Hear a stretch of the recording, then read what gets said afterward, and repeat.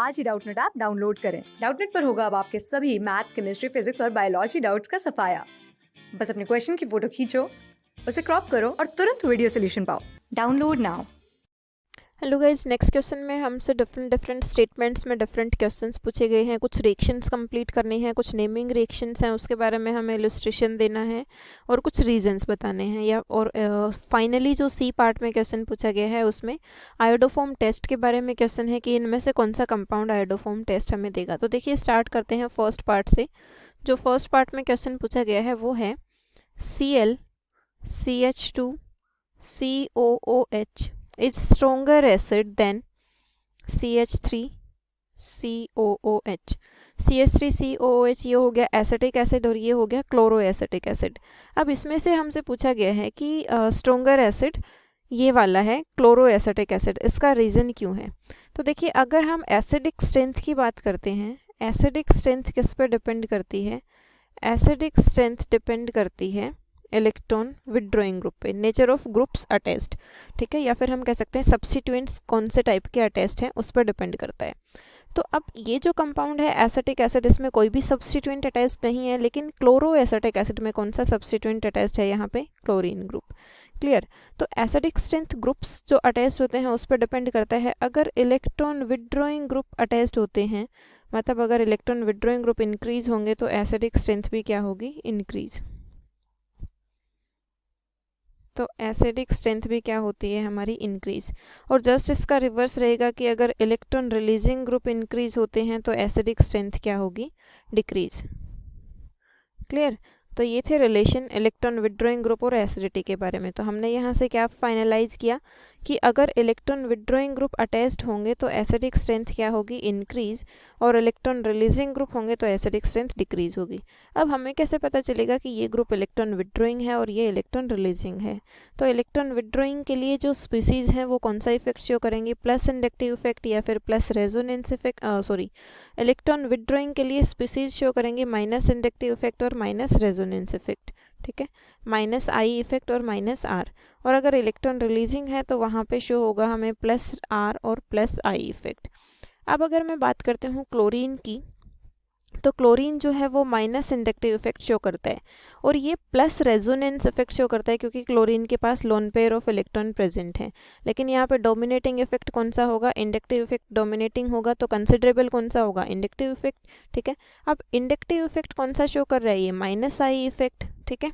तो minus I effect show कर रहा है, इसका मतलब कौन सा स्पीसीज है? ये इलेक्ट्रॉन विदड्रॉइंग ग्रुप अटैच्ड है, और इलेक्ट्रॉन विदड्रॉइंग ग्रुप अटैच होने की वजह से एसिडिटी क्या होती है? इंक्रीज होती है, ठीक है। इसलिए क्लोरो एसिटिक एसिड ज़्यादा स्ट्रोंगर है देन एसिटिक एसिड। तो ये था हमारा फर्स्ट पार्ट। सेकेंड पार्ट में पूछा गया है carboxylic acid do not give reaction of carbonyl group. तो इस पार्ट में हमें बताना है कि जो कार्बोक्सिलिक एसिड हैं वो कार्बोनाइल ग्रुप्स की रिएक्शन नहीं देते हैं। कार्बोनाइल ग्रुप्स में कौन कौन से कंपाउंड्स को हम कंसिडर कर लेते हैं? तो कार्बोनाइल ग्रुप जो होता है basically C double bond O R, इस ग्रुप को हम कार्बोनाइल ग्रुप कंसिडर करते हैं। अब R की जगह पे H भी हो सकता है, CH3 भी हो सकता है, या कोई भी एल्काइल पार्ट हो सकता है, ठीक है। तो ये था कार्बोनाइल ग्रुप। अब कार्बोक्सिलिक एसिड में कौन सा ग्रुप होता है? C double bond O OH, ये ग्रुप होता है। तो कार्बोक्सिलिक एसिड में क्या होता है? इसका जो कार्बोनाइल पार्ट है, इसका कार्बोनाइल पार्ट रेजोनेंस में इन्वॉल्व हो जाता है। रेजोनेंस में इन्वॉल्व कैसे हो जाता है? देखिए, हम एक एग्जांपल ले लेती हूँ मैं कार्बोक्सिलिक एसिड के डेरिवेटिव का, CH3 C double bond O OH। तो अगर यहाँ पे ऑक्सीजन के पास और ऑक्सीजन और हाइड्रोजन अगर H पॉजिटिव के फॉर्म में बाहर निकल जाते हैं तो ये क्या बनेगा? कार्बोक्सिलेट आयन, ठीक है।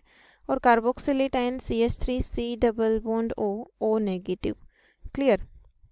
इसके बाद इसमें रेजोनेटिंग स्ट्रक्चर्स की पॉसिबिलिटी कैसे है कि इस नेगेटिव ऑक्सीजन के पास जो नेगेटिव है, चार्ज है, ये अपने इलेक्ट्रॉन्स यहाँ पे शिफ्ट करे और इस डबल बॉन्ड के इलेक्ट्रॉन ऑक्सीजन पे शिफ्ट हो जाते हैं।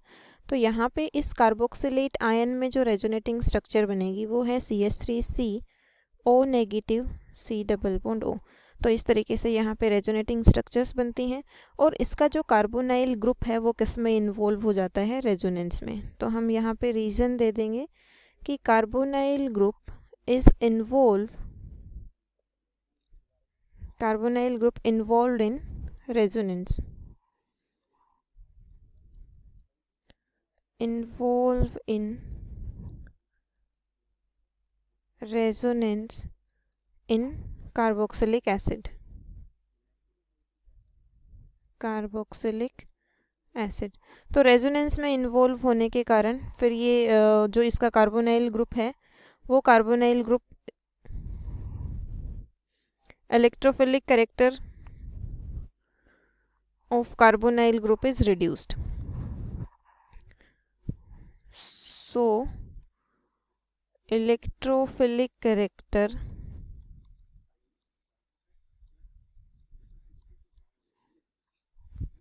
of carbonyl group is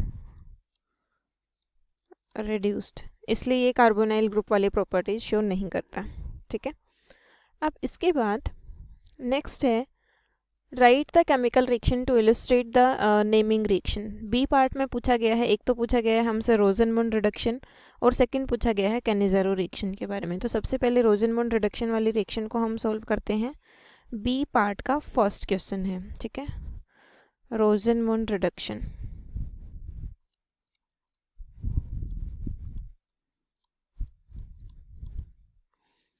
तो रोजनमुंड रिडक्शन में जो रिएक्टेंट होता है हमारे पास वो होता है CH3C double bond OCl, acid chloride, acyl chloride हम कह सकते हैं यहाँ पे।